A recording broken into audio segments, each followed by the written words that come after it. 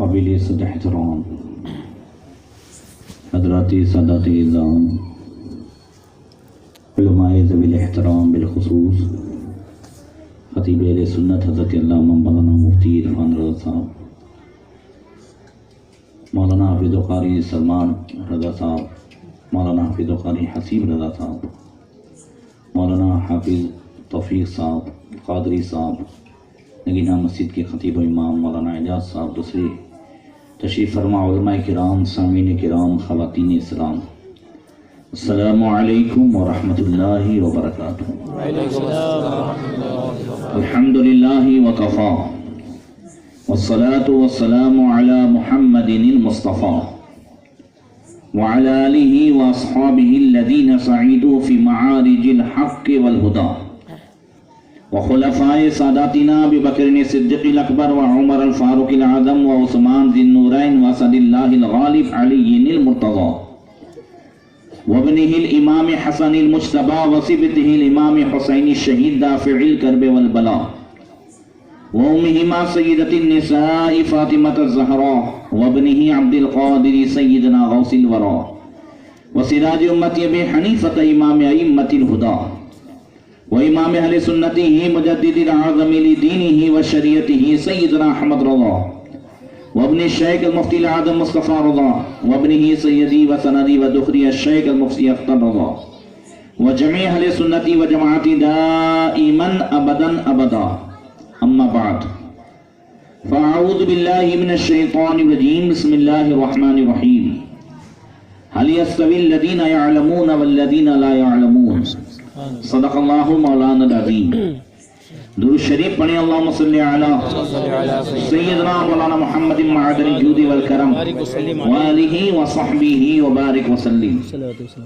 حضرات، ہم اور آپ ہمارے جناب شبیر بھائی کی دو صاحبزادے جناب شاہ رخ اور صدام کی ہونے والی شادی خانہ آبادی کے موقع پر اللہ اور اس کے رسول کے ذکر کے لیے جمع ہوئے۔ اللہ تعالیٰ اپنے حبیب صلی اللہ علیہ وسلم کے صدقے میں ہماری حاضری کو قبول فرمائے، اس محفل کو دنیا و آخرت میں ہم سب کے لیے ذریعہ نجات بنائے۔ مولا کریم دلہا و دلہنوں کے درمیان محبت تامہ عطا فرمائے، الفت کامل عطا فرمائے۔ دلہا اور دلہنوں کو اور ہم سب کو آپس میں ایک دوسرے کے حقوق کی ادائیگی کی توفیق عطا فرمائے۔ پروردگار ہم سب کو اسلامی زندگی اور ایمانی موت نصیب فرمائے۔ اللہ تبارک و تعالیٰ نے قرآن پاک میں مختلف جگہوں پر کچھ اپوزٹ چیزوں کا ذکر کیا ہے۔ مثال کے طور پر 22ویں پارے میں رب فرماتا ہے وَمَا يَسْتَوِي الْأَعْمَى وَالْبَصِيرُ وَلَا الظُّلُمَاتُ وَلَا النُّورُ وَلَا الظِّلُّ وَلَا الْحَرُورُ وَمَا يَسْتَوِي الْأَحْيَاءُ وَلَا الْأَمْوَاتُ۔ اللہ فرماتا وَمَا يَسْتَوِي الْأَعْمَى وَالْبَصِيرُ، اندھا اور دیکھتا دونوں برابر نہیں ہے۔ وَلَا الظُّلُمَاتُ وَلَا النُّورُ، اور اندھیرا اور اجالا بھی برابر نہیں ہے۔ وَلَا الظِّلُّ وَلَا الْحَرُورُ، اور دھوپ اور سایہ بھی برابر نہیں ہے۔ فرماتا ہے وَمَا يَسْتَوِي الْأَحْيَاءُ وَلَا الْأَمْوَاتُ، اور مردہ اور زندہ بھی برابر نہیں ہے۔ 28ویں پارے میں شاہ فرماتا ہے لا يستوی اصحاب النار واصحاب الجنہ، جنتی اور دوزخی بھی برابر نہیں ہے۔ اور 21ویں پارے میں اللہ تعالیٰ سوال بیان فرماتا ہے، یہ اپوزٹ چیزیں سمجھ میں آ گئی؟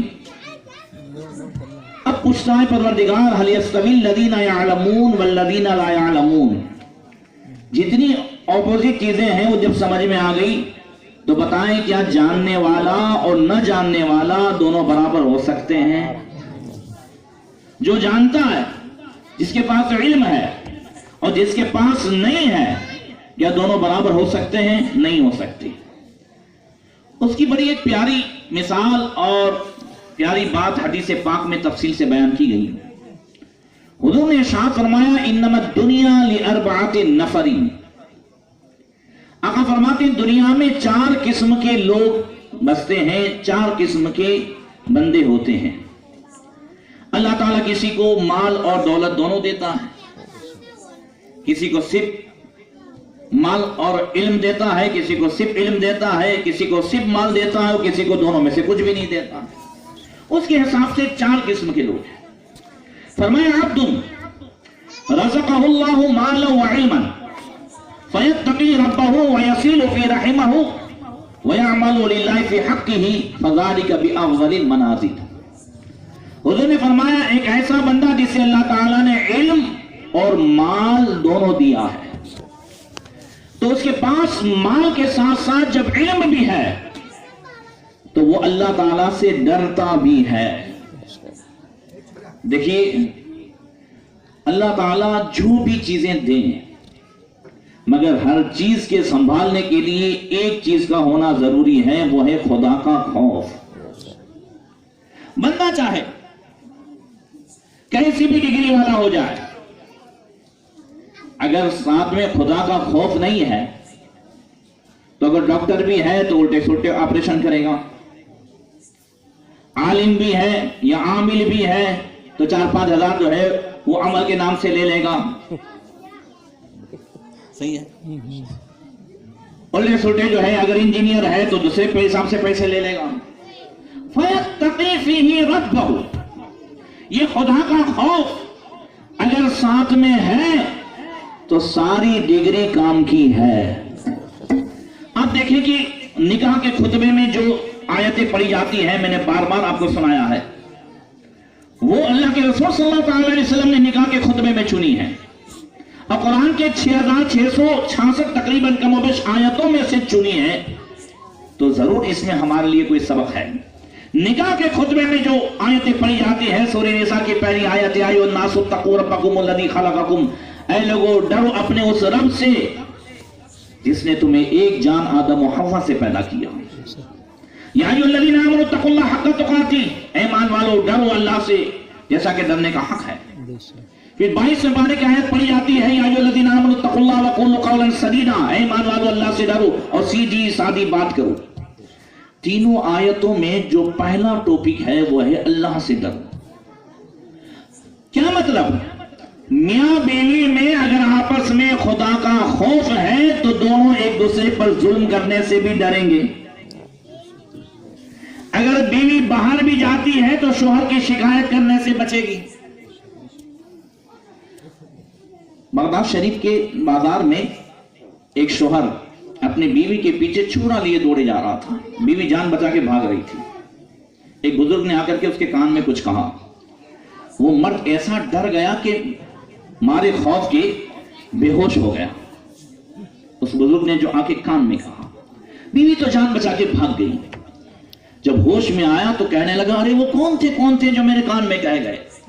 لوگوں نے بتایا وہ کہنے والے تو حضرت بشر حافی رحمت اللہ تعالی علیہ تھے. بتا تیرے کان میں کیا کہہ گئے؟ کہا میرے کان میں کہہ گئے جو کچھ تو کرتا ہے اللہ اسے دیکھ رہا ہے. تو بیوی کے پیچھے چھڑا لے کے دوڑ رہا ہے. آج تیرے پاس طاقت ہے تو طاقت کا غلط یوز کر رہا ہے، غلط استعمال کر رہا ہے. اللہ دیکھ رہا ہے.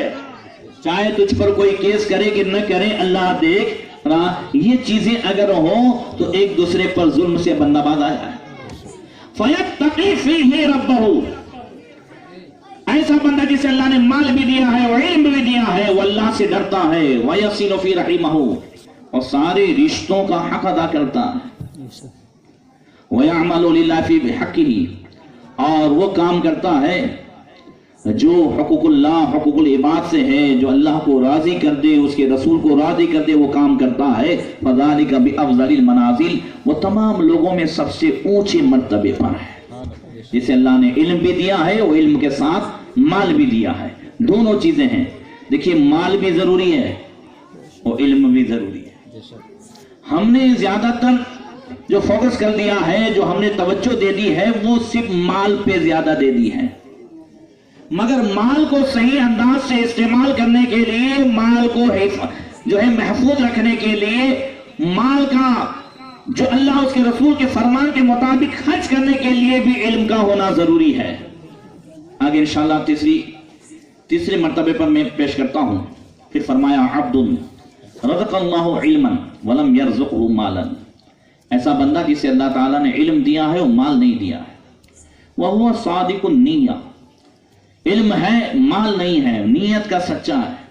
وَهُوَ يَقُولُ لَوْ أَنَّ لِي مَالًا فَعَمِلْتُ بِعَمَلٍ فُلَانٍ فَأَجْرُهُمَا سَوَاءٌ. اس کے پاس مال نہیں ہے مگر علم ہے. اب کسی کو اللہ کی راہ میں دیتا ہوا دیکھا، مسجد میں، مدرسے میں، کسی بیوہ کی خدمت کے لیے، کسی بھی نیک کام میں، تو اس نے سوچا کاش اگر میرے پاس بھی مال ہوتا تو میں بھی اللہ کی راہ میں دیتا. آقا فرماتے ہیں اس نے دیا نہیں ہے، اللہ نیت کے بدلے میں دونوں کو برابر برابر ثواب عطا فرمائے گا. سبحان اللہ. یہ جو بندہ جس کے پاس مال نہیں ہے، علم ہے، مثال کے طور پر ہمارے ائمہ کو لے لیجئے، اماموں کو، مدرسہ پڑھانے والوں کو، جن کی سیلریاں کم ہوتی ہے، وہ کم سیلری میں انہی کی مثال دی جاتی ہے. تب انہوں نے دیکھا کہ مسجد کا کام چل رہا ہے، مدرسے کا کام چل رہا ہے، اور ہماری تو 4,000 5,000 زیادہ سے زیادہ 10,000 تنخواہ ہے، تو اب ہم اتنا تو دے نہیں سکتے ہیں، کاش اگر ہماری بھی سیلری زیادہ ہوتی تو ہم بھی دیتے. فَأَجْرُهُمَا سَوَاءٌ. حضور فرماتے ہیں دونوں کو اللہ تعالیٰ برابر برابر ثواب عطا فرمائے گا.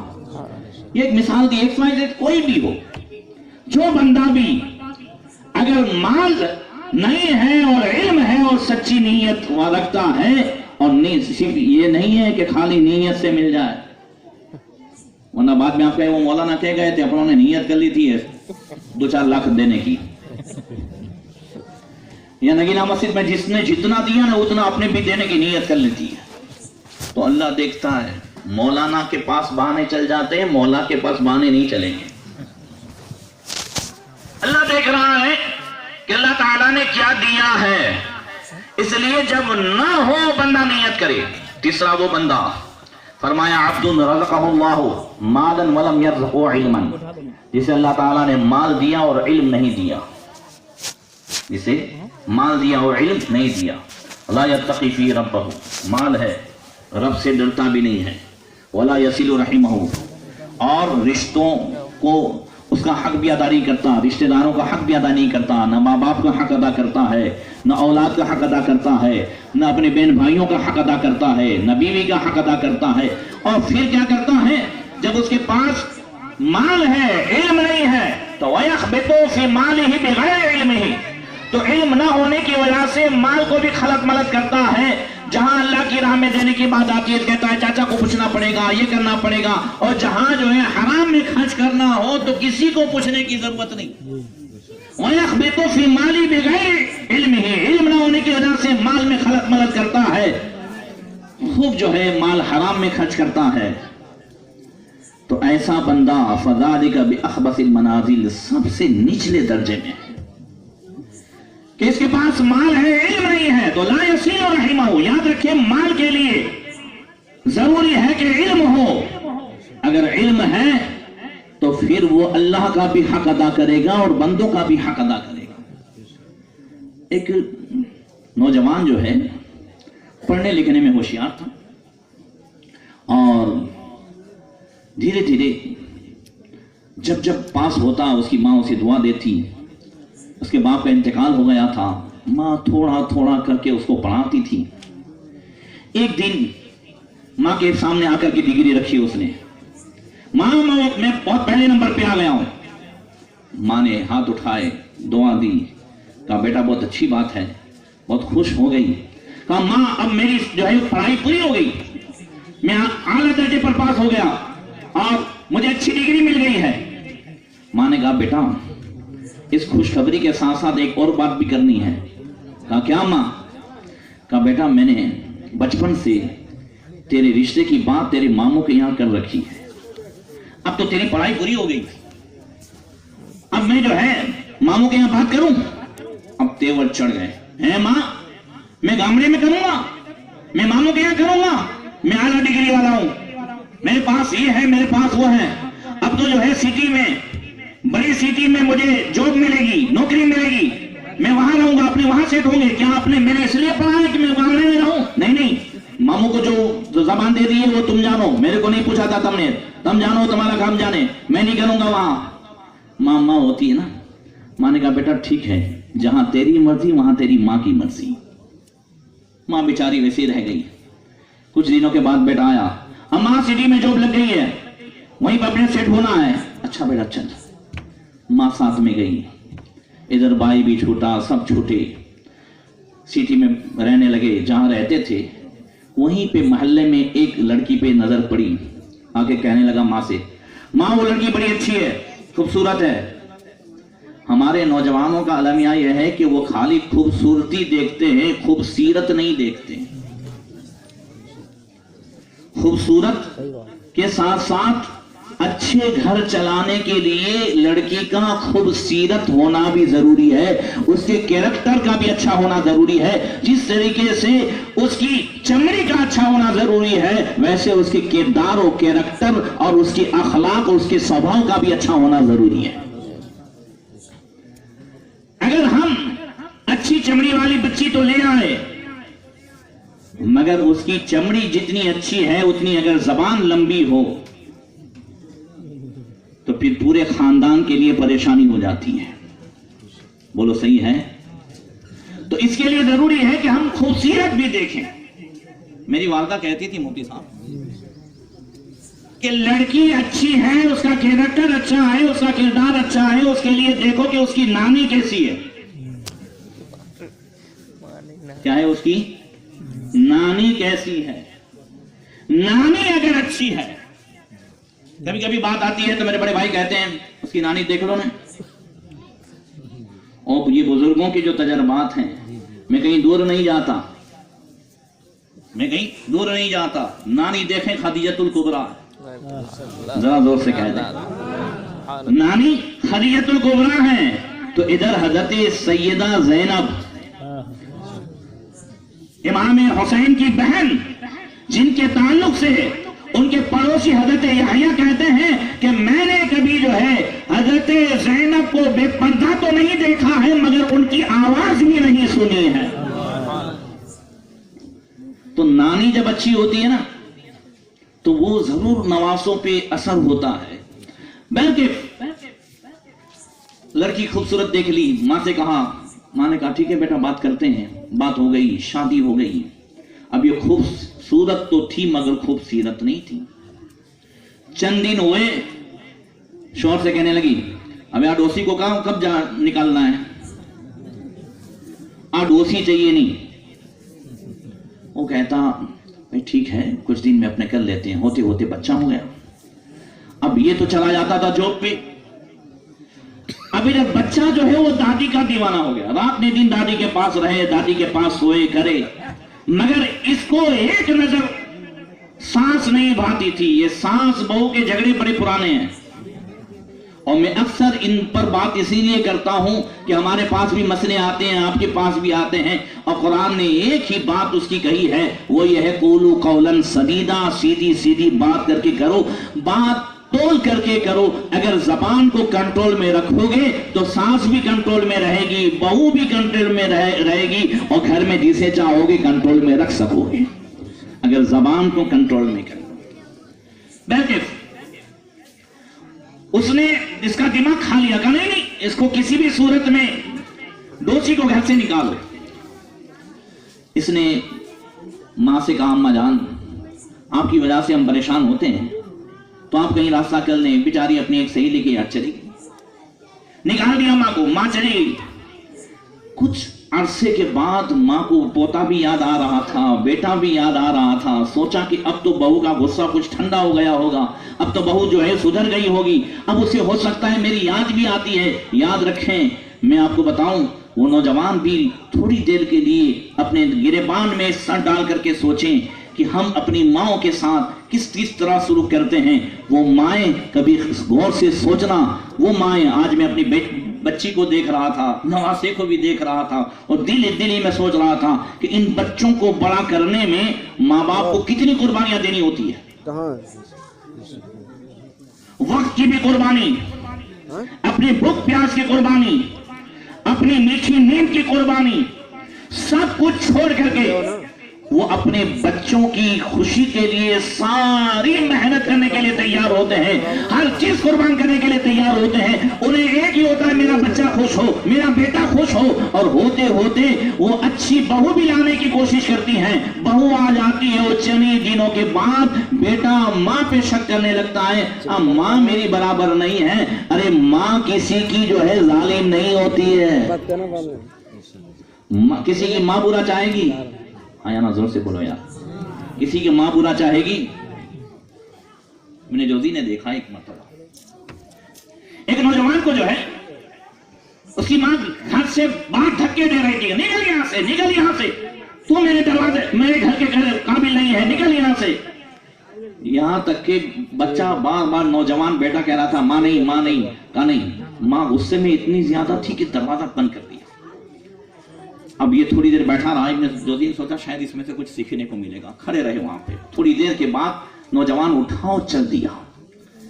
چلتا چلتا آگے چوراہے پر پہنچا، پھر کچھ دیر کھڑا رہا، پھر سوچتا رہا، پھر واپس آیا، دروازے پہ آ کے بیٹھ گیا. شام ہوئی، ماں کا کچھ غصہ ٹھنڈا ہوا، دروازہ کھلا تو بیٹھا ہوا. تو گیا نہیں یہاں سے، نکل یہاں سے، ابھی تک نہیں گیا، یہاں بیٹھے بیٹھے کیا کرتا ہے؟ نوجوان کھڑا ہوا، کہنے لگا ماں میں چلا گیا تھا، تم نے دھکے دیے، میرے نفس نے کہا تو جوان ہے، کڑیل ہے، طاقت ہے، دوسرے شہر میں جا کے بس لے. میرے نفس نے کہا کہ میں دوسرے شہر میں چلا جاؤں گا، وہاں نوکری بھی مل جائے گی، اچھی نوکری ہوگی تو چھوکری بھی مل جائے گی، سب کچھ ہوگا، سیٹل ہو جاؤں گا. ماں یہ سوچ کر کے چل دیا تھا کہ میرے پاس طاقت ہے، میں نوکری بھی کر لوں گا، میں شادی بھی کر لوں گا، میں اچھی طریقے سے زندگی جی لوں گا. ماں سب کچھ خیال کر کے چلا تو گیا تھا، مگر آگے چل کر کے دل نے کہا تجھے نوکری بھی مل جائے گی، چھوکری بھی مل جائے گی، مگر ماں جیسا محبت والا دامن نہیں ملے گا، ایسی ممتا نہیں ملے گی. کہا یہی سوچ کر کے واپس آ گیا. ماں نے فوراً اپنے دامن سے لیا، کہا بیٹا جب تم مجھ سے اتنی محبت کرتا ہے آجا سینے سے لگ جا. اللہ اکبر. کہتے ہیں ماں سے کئی گنا زیادہ مہربان پروردگار ہے، ارحم الراحمین ہے. بندہ جب جو ہے رب کے در کو چھوڑ کر کبھی ادھر جاتا ہے، کبھی ادھر جاتا ہے، کبھی یہ کرتا ہے، کبھی وہ کرتا ہے، اللہ فرماتا ہے یا ایھا الانسان ما غرک بربک الکریم، اے انسان تیرے کریم رب سے کس چیز نے تجھے دھوکے میں ڈالا ہے. جیسے ماں ہے، ماں کہتی ہے بیٹا کیا آنے والی نے تجھے دھوکے میں ڈال دیا، کیا اس کی باتوں میں آ گیا؟ ماں کبھی برا نہیں چاہتی ہے، ایسے ہی پروردگار اس نے جو احکام بیان فرمائے اس میں بندے کا کبھی برا نہیں ہے. اس نے ہمیں فجر میں بلایا ہے، ہمیں نیند میٹھی نیند کو چھوڑ کر کے جانا ہے، تو اس میں ہمارا نقصان نہیں ہے، ہمارا فائدہ ہے. کیا فائدہ ہے؟ فرمایا یا موسیٰ رکعتان یصلی احمد و امتہ وہی صلاۃ الغداۃ قد غفرت من لیلی و یومہ فذلک یکون فی ذمتی. اے موسیٰ فجر کی 2 رکعت فرض اگر میرا محبوب اور اس کی امتی ادا کریں گے تو میں فجر پڑھنے والے کے رات اور دن کے گناہ معاف کر دوں گا، اور فجر پڑھنے والا میری گارنٹی میں آ جائے گا، اس کے لیے روزی کے دروازے کھول دوں گا. بات سمجھ میں آ رہی ہے؟ بہرکیف عرض کر رہا ہوں کہ ماں چلی گئی اور پھر کچھ دنوں کے بعد اسے یاد آیا تو چلی گئی بیچاری. صبح صبح اپنے بیٹے کے دروازے پر دستک دی، اندر سے بہو کون ہے کون ہے، کھول نہیں رہی ہے. پھر اس کے بعد دروازہ کھولا تو کہتی ہے پھر آ گئی تم. ماں کہتی ہے بیٹا مجھے تمہاری یاد آ رہی تھی، مجھے پوترے کی یاد آ رہی تھی. ہم کو تو تمہاری یاد نہیں آ رہی تھی نا، ہم کو یاد آئے تب آنے کا. فوراً اندر سے لڑکا آیا، آتے کہتا ماں پھاچی کہاں آ گئی. یہ شانتی ہوئی تھی گھر میں. بیٹے سے سن کر کے ماں کے پاؤں سے زمین نکل گئی. بیٹا کہہ رہا ہے، اب ماں ایسے ہی جو ہے چپ چاپ کھڑی ہے تو بیٹا مڑ کے کہتا ہے ماں تم نے کچھ کہا؟ کہا نہیں بیٹا میں کیا کہہ سکتی ہوں، میری تو حیثیت ہی کیا ہے، میں کیا کہہ سکتی ہوں. نانا ماں تم نے کچھ کہا؟ کہا کچھ بھی نہیں. سوچ رہی تھی. کیا سوچ رہی تھی؟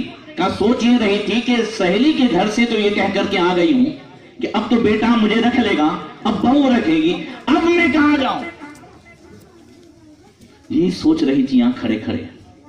بیٹا اندر گیا، بیوی کے کان میں کچھ خسر کی اور پھر آیا. اماں میرا ایک جاننے والا ہے، اپنے وہاں جانے ہیں اور بہت دنوں سے جانے کا تھا، چلو اپنے جاتے ہیں گاڑی میں بیٹھ کے. ماں نے کہا اچھا بیٹا، بہت خوشی کی بات ہے. پوری فیملی گئی اور ماں کو اس وقت معلوم ہوا جب سامنے والوں نے کہا اچھا خاصا سب دکھا، کہاں دستخط کرو، سگنیچر کرو، صحیح کرو، تب ماں کو پتا چلا کہ یہ مجھے وردھاشرم میں چھوڑنے کے لیے آیا ہے. ماں ہے پھر بھی جو ہے بیٹھی رہی. واقعہ سچا بتا رہا ہوں میں. اب کچھ دنوں کے بعد میاں بیوی جا رہے تھے، بیوی کی سہیلی کے یہاں کوئی پرسنگ تھا، اس میں جا رہے تھے اور اچانک بیوی کہتی ہے ارے روکو روکو میرے ذرا کام ہے. اچانک بریک ماری اور گاڑی جا کر کے ٹرک سے ٹکرائی. بیوی تو وہیں پھیل ہو گئی، اس کے ہاتھ پاؤں جو ہے وہ سب ٹوٹ گئے. آ گیا بستر میں، ادھر بیوی بھی چھوٹ گئی، ادھر ماں بھی. مگر ماں کو جب پتا چلا کہ تیرے بیٹے کے ہاتھ پاؤں ٹوٹ گئے ہیں، اس وقت بھی ماں نے ہاتھ بلند کر دیے. ماں نے ہاتھ بلند کر دیے، کہا مولا میرے بچے کو جو ہے شفا عطا فرما، تندرستی عطا فرما، ہے کوئی جو مجھے اپنے بچے تک پہنچا دے. لوگوں نے کہا تیرا بچہ تو تجھے یہاں چھوڑ گیا ہے، تیری بہو نے تجھے نکال دیا تھا. کہا وہ اس کا کام تھا، مگر ماں کبھی اپنے بیٹے کو نہیں چھوڑ سکتی ہے. اللہ اکبر. اب وہ بچہ میں نے جو پورا واقعہ سنایا وہ کیا تھا؟ اس کے پاس مال تھا مگر علم تھا. ڈگری آ گئی، اچھی نوکری مل گئی، سب کچھ ہوا. پتہ یہ چلا کہ ہم ماں کا حق ادا کریں، باپ کا حق ادا کریں، سب کا حق ادا کریں. اس کے لیے صرف مال نہیں، مال کے ساتھ ساتھ علم کا ہونا بھی ضروری ہے.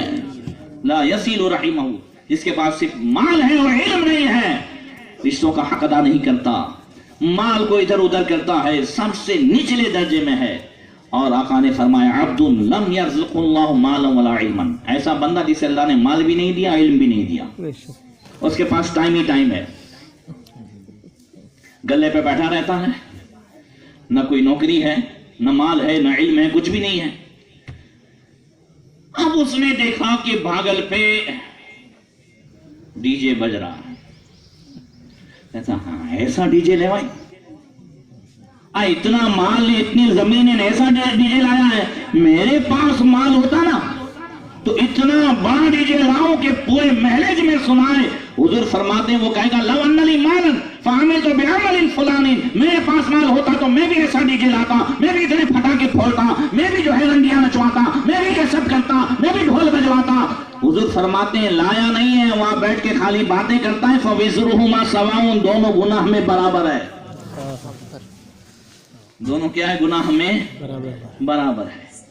اس کو جس کے پاس مال نہیں تھا، علم تھا، حاجی صاحب کے دینے کے برابر ثواب اس لیے ملا کہ اس نے نیت اچھی کی اور علم کی وجہ سے اچھی نیت کی توفیق ملی. سمجھ رہے ہیں؟ اور اسے جو ہے فلاں کے برابر جو گناہ ملا وہ اس لیے کہ اس کے پاس نہ مال ہے نہ علم ہے، اور بیٹھے بیٹھے وہ تمنائیں کرتا ہوتا تو میں بھی یوں کرتا، ہوتا تو میں بھی یوں کرتا.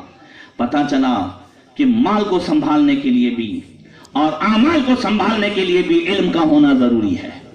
اس لیے ہمارے بزرگان دین، آپ کوئی بھی بزرگ کو دیکھ لیں، ضرور علم حاصل کرنے کے لیے نکلے ہیں. بولو بزرگ غوث پاک نکلے کہ نہیں نکلے؟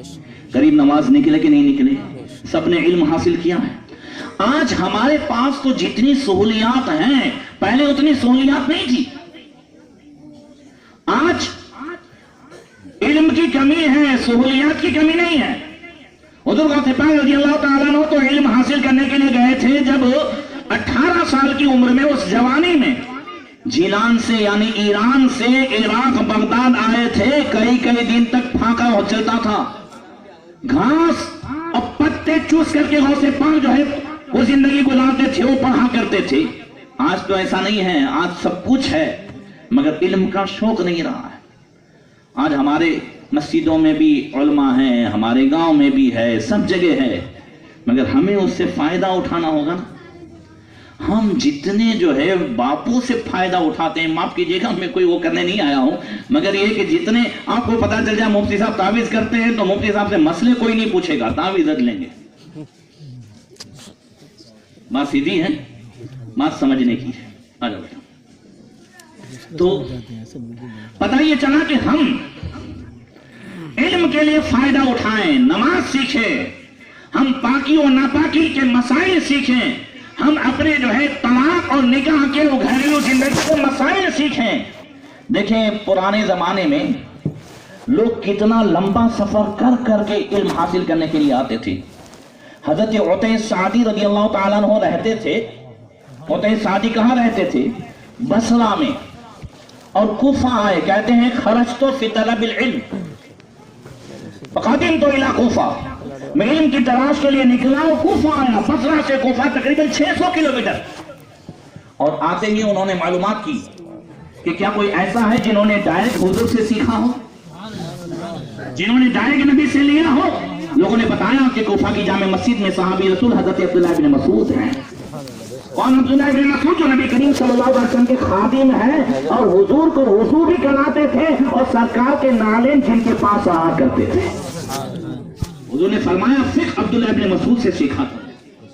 وہ حضرت عبداللہ ابن مسعود تھے. کوفہ کی جامع مسجد میں عتیہ سعدی پہنچے. پہنچ کر کے بات چیت ہوئی، میں سیکھنے کے لیے آیا ہوں. کہا کیا سیکھنے کے لیے آیا ہوتا ہی؟ کہ اللہ کے رسول صلی اللہ علیہ وسلم نے جو قیامت کے تعلق سے فرمایا تو میں یہ سیکھنے کے لیے آیا ہوں کہ حل للساعۃ من علم تعرف به الساعۃ، کیا کوئی ایسا علم ہے جس سے ہم قیامت کو پہچان سکیں؟ کوئی ایسی نشانیاں ہیں جو قیامت کو ہم جو ہے کھلم کھلا دیکھ سکیں کہ ہاں قیامت قریب ہے؟ کہا سألتنی ما سألت عنہ رسول اللہ صلی اللہ علیہ وسلم. یا عتیہ، اے عتیہ تو نے وہ بات مجھ سے پوچھی ہے جو ایک دن میں نے اللہ کے رسول سے پوچھی تھی. میں نے بھی پوچھا تھا یا رسول اللہ حل للساعۃ من علم تعرف به الساعۃ، یا رسول اللہ کیا قیامت کے تعلق سے کوئی ایسا علم ہے جس سے ہم قیامت کو آسانی سے پہچان سکیں؟ فرمایا یا ابن مسعود ان للساعۃ عالما و ان للساعۃ اشراقا. اے ابن مسعود ہاں قیامت کی کچھ نشانیاں ہیں. یا ابن مسعود ان من عالم الساعۃ واشراقها ان يكون الولد غيظا والمطر قيظا وان تفيض الاشرار فيضا.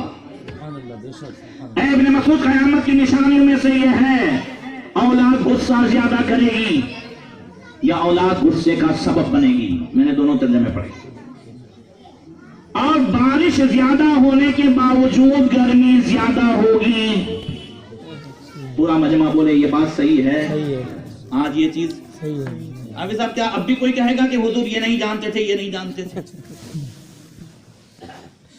یہ آج کے دور کے تعلق سے 1400 سال بعد جو چیز ہونے والی تھی.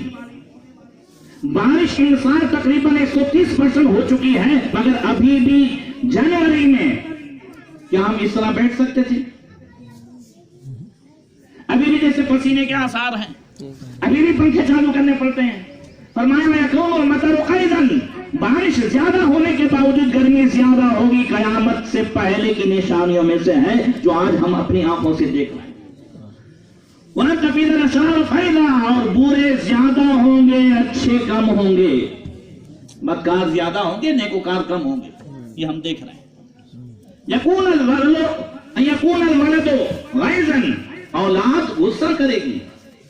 آج چھوٹی چھوٹی بات میں دیکھو، پہلے تو محلے کے بڑے بزرگ اگر محلے سے نکل جاتے تھے تو بچے ادب سے کھڑے ہو جاتے تھے. آج دادا بھی پوتے کو کچھ کہہ سکتا نہیں ہے. میری بات صحیح ہے یا غلط ہے؟ دادا بھی پوتے کو کچھ کہہ سکتا نہیں. فوراً بہو کہتی ہے میرے چھوکرے کو کچھ کہنے کا نہیں. اب دادا نہیں کہے گا. پہلے تو دادا نہیں، محلے کے بزرگ جو رشتے میں کچھ نہیں رکھتے تھے مولانا صاحب، مگر وہ اگر نکل جاتے تھے تو محلے کی عورتیں بھی جو ہے پردہ کرتی تھی اور محلے کے بچے بھی ان کا ادب کیا کرتے تھے. آج ادب بھی ختم ہو گیا ہے. اور آج جو ہے وہ اولاد کے اندر غصہ بالکل ناک پر. کبھی کسی بچے کے ہاتھ سے موبائل گیم چھین کر کے دیکھنا، ٹھیک ہے. آج بچے کو گھر میں شانتی رہے اس کے لیے ہم نے موبائل پکڑا دیے ہیں. تو پھر آگے چل کر کے یہ بچے کیا کریں گے؟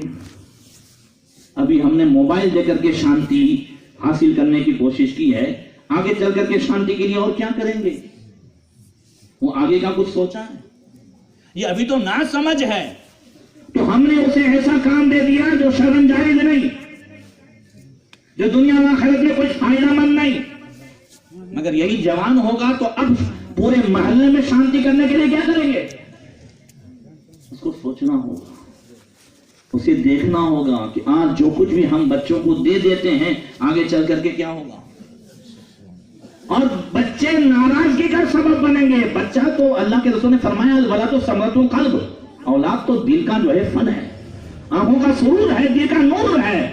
مگر جو اولاد ماں باپ کی عزت کو مٹی میں ملائے، جو اولاد جو ہے وہ کسی نہ کسی بچی کو لے کے بھاگے، بچی کسی اور کے ساتھ چلی جائے، تو وہ اپنے ماں باپ کی ناراضگی کا سبب ہوں گے کہ نہیں ہوں گے؟ اللہ اکبر۔ پھر فرمایا یا ابن مسعود ان من اعلام الساعة واشراطها ان يؤتمن الخائن ويخون الامين۔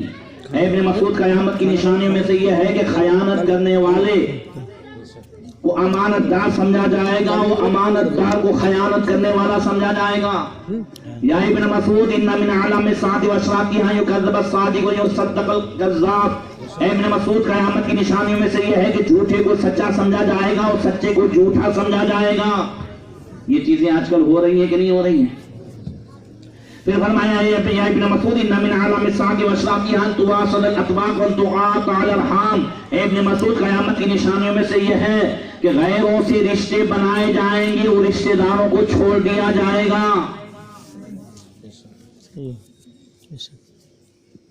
دوسری جگہ قیامت کی نشانیوں میں سے حضور نے فرمایا یجف الرجل والدیہ ویبر صدیقہ۔ آدمی اپنے ماں باپ سے بدسلوکی کرے گا اور دوستوں سے اچھا سلوک کرے گا، ماں باپ سے بدسلوکی کرے گا۔ ایک تیسری حدیث میں اللہ کے رسول صلی اللہ علیہ وسلم نے ارشاد فرمایا اطاع الرجل امرأته وعق امه وأذنى صديقه وأقصى أباه۔ آدمی اپنی ماں کی نافرمانی کرے گا اور بیوی کا کہاں مانے گا، باپ سے دور بھاگے گا اور دوستوں کے لیے اس کے پاس ٹائم ہوگا۔ آج ہمارے پاس واٹس ایپ کے لیے ٹائم ہے، ہمارے پاس گیم کے لیے ٹائم ہے، پب جی کے لیے ٹائم ہے، ٹک ٹاک کے لیے ٹائم ہے، ہمارے پاس بھاگل پر بیٹھ کر دوستوں کے پاس گپ شپ کرنے کے لیے ٹائم ہے، مگر ماں باپ بوڑھے ماں باپ کے پاس بیٹھنے کے لیے ٹائم نہیں ہے۔ پہلے کم سے کم اتنا ہوتا تھا میرے نوجوانوں کہ بوڑھوں کے پاس بزرگوں کے پاس بیٹھتے تھے نا تو خاندان کے بہت سارے طور طریقے معلوم ہوتے تھے۔ صحیح ہے؟ کبھی دادا کی بات چلتی تھی کہ دادا اس مزاج کے تھے، چچا اس مزاج کے تھے، یہ تھا وہ تھا۔ آج تو ہم بڑوں کے پاس بیٹھتے ہی نہیں ہیں، اور جب ہم اپنے خاندان کے بڑوں کے پاس نہیں بیٹھیں گے تو خاندان کے طور طریقے ہمیں آئیں گے کہاں سے؟ یہ مدرسے میں نہیں سکھائے جاتے ہیں۔ صحیح ہے؟ آج بھی میں اپنے بچوں کے درمیان بیٹھتا ہوں تو کبھی بتاتا ہوں ابا ایسے وہ ایسے وہ ایسے، تو ہم اپنے باپ کے کسی کے تذکرے تو کریں گھر میں، اور گھر میں تذکرے کب ہوں گے؟ جب نوجوان اپنے ماں باپ کے پاس بیٹھے، بزرگوں کے پاس بیٹھے، تب نا۔ سیٹھیوں کا حال تو یہ ہے کہ باپ اگر جو ہے ہاسپٹل میں ہے تو بیٹا آفس میں بیٹھ کے کہتا ہے ابا کے پاس اپنوں نے 10,000 کا آدمی رکھ دیا ہے، تیرے باپ کو تیرے 10,000 کی ضرورت نہیں ہے، تیرے 10 منٹ کی ضرورت ہے۔ اما اپنی بیمار ہوتی ہے تو اپنے 2 کام والی رکھ دیتے ہیں۔ ماں باپ ایک ایسے موقع پر پہنچتے ہیں، ایسی عمر کو پہنچتے ہیں، انہیں پیسوں کی ضرورت نہیں ہے۔ نوجوان بیٹا اور نوجوان بیٹی جا کر کے کہہ دے ابا اچھے تو ہو، ابا میں بیٹھا ہوں آپ کے لیے، قسم خدا کی اس کی آدھی بیماری چلی جائے گی۔ اللہ اکبر۔ میرے نوجوانوں ایک بات اور بتا دوں، جس کے ماں باپ راضی اس کا پروردگار راضی۔ ذرا زور سے کہہ دو رضا رب فی رضا الوالد وسخط رب فی سخط الوالد۔ جس کا باپ ناراض اس کا پروردگار ناراض، جس کا باپ راضی اس کا پروردگار راضی ہے۔ سارے تعویذ اس وقت کام کریں گے